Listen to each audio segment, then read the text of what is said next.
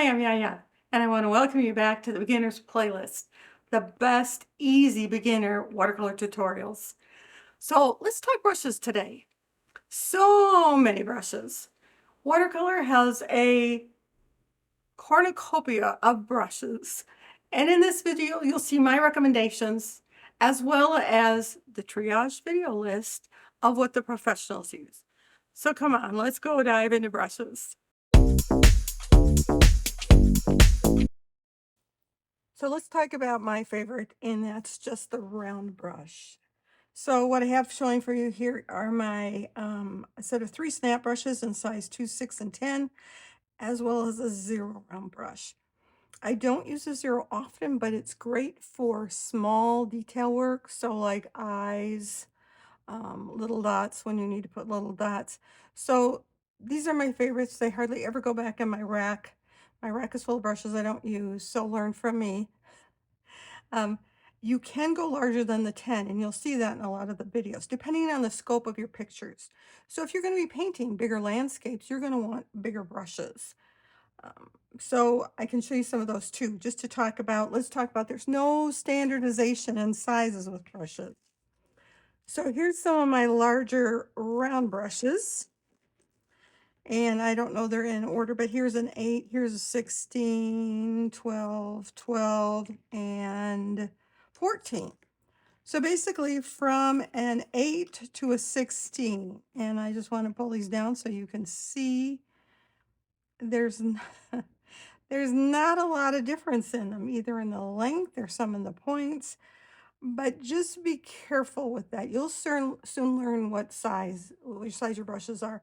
For example, there was one on Amazon Prime, and it looked fun. It had a wood handle. It was a Princeton size 6. Well, it was huge. It was like the size of one of these, so I sent it back. But just be aware, there is no standardization on sizes of round brushes. But you will want, for let's say if you're doing bigger landscapes or bigger loose florals, whichever, you are going to want one of these larger size brushes. So those are all rounds. So next is a sample of my flat brushes. I mostly use flat brushes when I'm doing washes or skies or oceans when you're doing larger things. So this is actually my favorite here. It's an 1.5 inch Mottler brush is what it's called. And one of the optional videos this week is she uses it to paint flowers, believe it or not. So I put that in just for fun. But on my smaller pieces, I usually just go and grab my 3/4 inch flat brush here for wetting the background. And this is an angle brush, and I think I showed you in the lettering one. That's when I use that, is when I'm trying to do straight lines. Or if you're going to be doing landscapes in some urban settings, the straight ones are nice for making that straight edge on buildings. So something to think about. So those are my flat brushes. So last but not least, what I use the most is, and not as often as my round brushes. My round brushes are my go-to.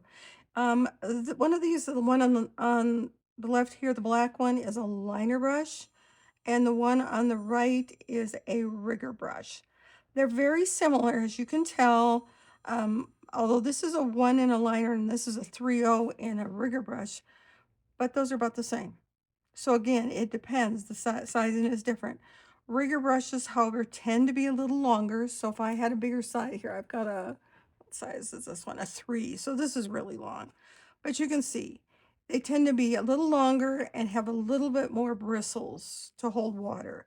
So the liners are good for little detail things like last week, if you watched the animals, I used it for the hair around the neck on the hair, the hairy hair, and also for the hairs on my husky. So it works well for that. And this is just a quick sample I did. This is a rigger brush on the left. Again, you can see it does lines as well as the fine detail. And this is my liner brush, and again, the fine detail.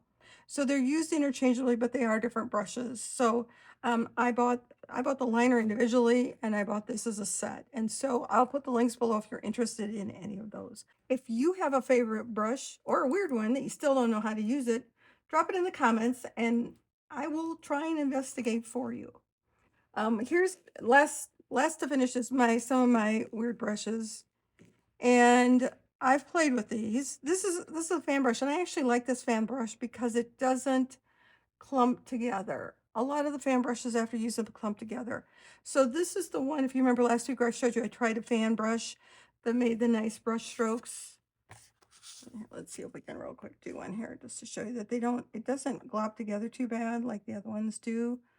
You know, it just, there you go. There's my fan brush. So I have used that on things, not a lot, but I have one. You'll see some people that like to use, it's called a cat's tongue, which is this one.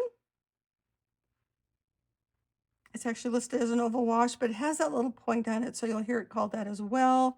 This is a filbert. I believe one of the ones today called for a filbert if you're doing a lot of florals. And last but not least is a dagger brush. And I've heard some really good things on dagger brushes. I am not expert enough yet to use it a lot. So try me again, like I said, in a year, and I'll let you know if I'm using these and what they'll be used for. But you may see them in the videos today. So those are my three odd brushes. So again, put your odd brushes below and let me know how you use them and what you like them for. Thanks for brushing up on brush talk with me. Yep, I went there. Whether you're on team round brush does everything like me, or you're building a plethora of watercolor brushes, the most important thing is finding the tools that make painting feel joyful, not confusing or work. So if you enjoyed this episode, please give it a thumbs up and subscribe so you won't miss the next episode. And please share your charming brush thoughts below. And as always, let's end with YaYa's Irish blessing. May the Lord bless you and keep you. May your heart be light, your colors bright, and may you find peace and joy in the watercolor beauty that you create. Until next time, bye.